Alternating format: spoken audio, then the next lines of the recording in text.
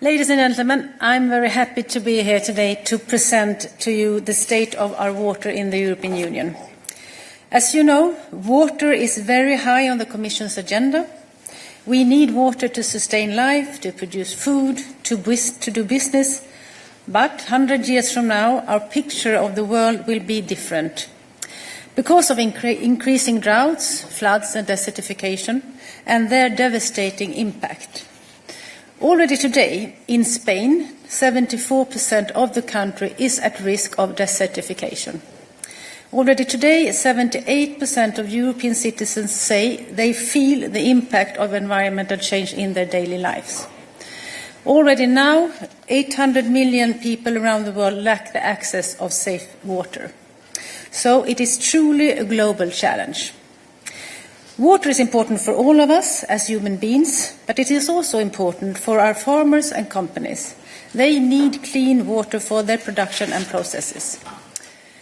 According to the ECB, 75% of corporate loans in the euro area are linked on an ecosystem service, many of these related to water.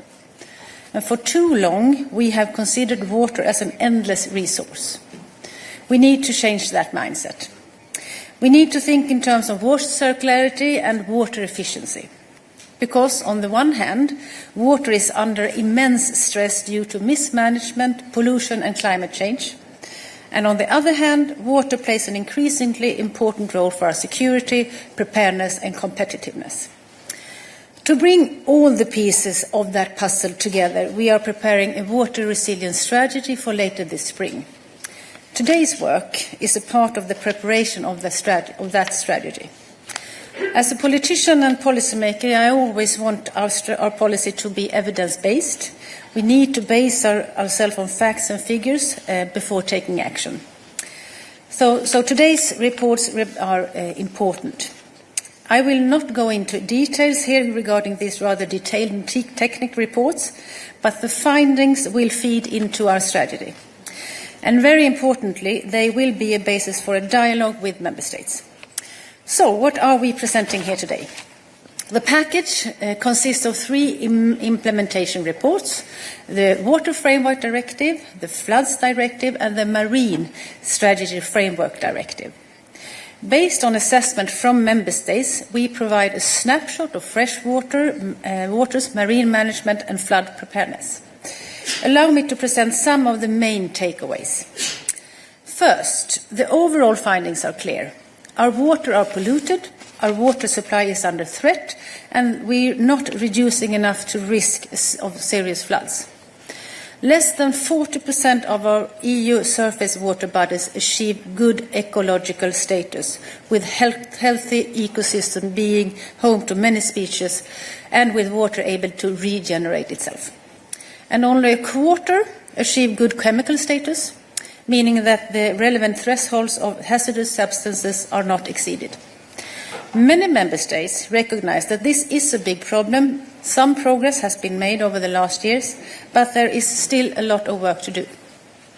Second, the pollution of both fresh and marine waters remain a significant challenge. It is especially critical to invest in measures that reduce nutrition pollution from agriculture and urban wastewater, as well as chemical pollution. On the upside, plastic waste on beaches has been reduced by almost 30% in Europe, so our policy is delivering. Third, more efforts are needed to better manage flood risk. Floods are becoming more frequent, more intense and more deadly. No part of Europe is spared. Investing in flood prevention and early warning systems is key to achieve this. Fourth, there is a lot of EU water legislation in place, but its implementation is lagging. To close that gap, I will launch a structured dialogue with every EU country to create the political momentum for meaningful change. Water is not just a pressing issue in Europe, but also a global challenge. So we also need to take this work forward with international partners. Fifth, Member States need to increase investment. A staggering 86% of river basin management plans highlight funding shortfall as a major obstacle. The issue of funding is an important angle that I want to focus on in the water resilience strategy. Let me also say a word on the methodology. As I mentioned, Member States report their data to us, but the approach varies between Member States. Also, not all Member States sent in the reports in time to be covered by all parts of the reporting exercise. This means that we can, of course, draw some general conclusions with regard of the EU level, but findings from individual Member States are not always entirely comparable. Each Member State needs to be looked at in its own context.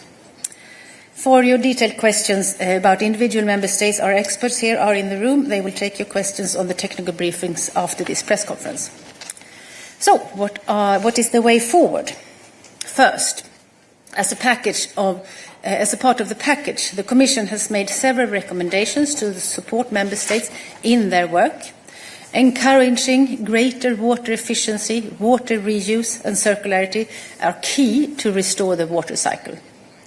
Second, based on the reports, I want to start a dialogue with Member States. The idea here is not to point finger at anyone. I see this as a starting point to a collectively managed to turn around today's challenging situation. Third, I'm very keen to engage with all stakeholders.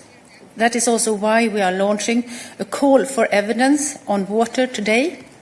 I want to take on board the valuable insights from Europeans across all countries and all sectors as we develop the EU water resilience strategy. Europeans need water, so everybody has a stake in this. Fourth, today's insight will shape the upcoming water resilience strategy. The overall goal of the strategy is clear. From land to sea, our water cycle is broken. So this needs to be fixed. There is an urgent need for an integrated approach to water management from source to sea.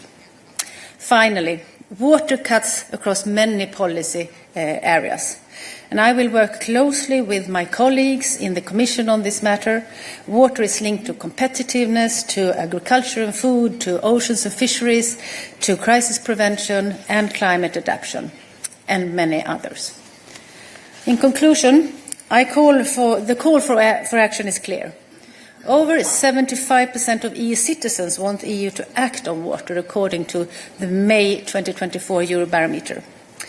We need to do more to ensure the security of our water supply, because citizens need clean water, farmers and businesses need a stable water supply, and we need to protect our fresh and marine waters to reduce flood risks, because the cost of inaction is too high, knowing the situation will become worse. So it's time to change our mindset. We can no longer take water for granted. So we have a work to do together to build a water resilience Europe by 2050. Thank you. Thank you, Commissioner.